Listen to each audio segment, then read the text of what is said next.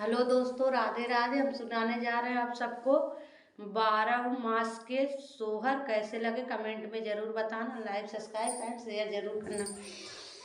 राधे राधे।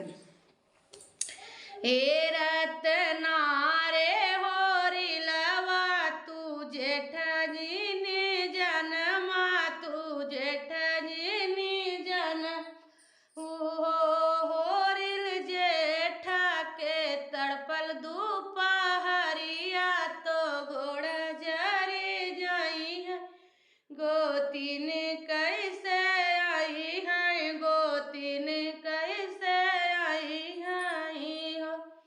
हे रतना रे होरी लवाया साढ़ जिनी जनमाया, साढ़ जिनी जनमाऊ होरिला सढ़वा में बिजुली तड़की है हो, गोतीन कैसे आई है, गोतीन कैसे आई है हो। हे रतनार होरी लवा सावन जिनी जनमा, सावन जिनी जनमाऊ होरिल सावन में परला झूलनवा, झूलन कैसे जाबई न कैसे जाबई ओ। हे रतनार होरी लवा भदौआ जी जनमा, भदौआ जिनी जनमा होरिल भादौ में तड़पल बिजुलिया, डेरैया हमर लगी है गोतीन कैसे आई है, गोतीन कैसे आई है हो।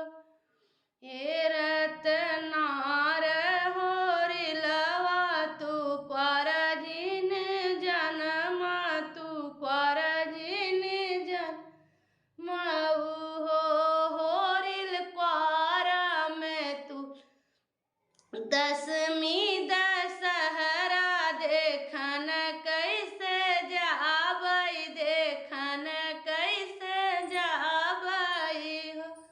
हे रतनार होरी लवा कार्तिक जिनी जनमा, कार्तिक जिनी जनमाऊ होरिल कार्तिक में तुलसी के दिहना लेसन कैसे जाबई, लेसन कैसे जाबई ओ। हे रतनार होरी लवाया गहनवा जिनी जनमाया, अगहनवा जिनी जनमाऊ होरिल सब सखी जाई है गावनवा, देखन कैसे जाबई, देखन कैसे जा अयो। रतनार होरी लवा तू पूस जिनी जनमा, तू पूस जिनी जनमाऊ होरिल पूसा में परला टूसार, जड़ैया बहुत लगी है, जड़ैया बहुत लगी है ओ।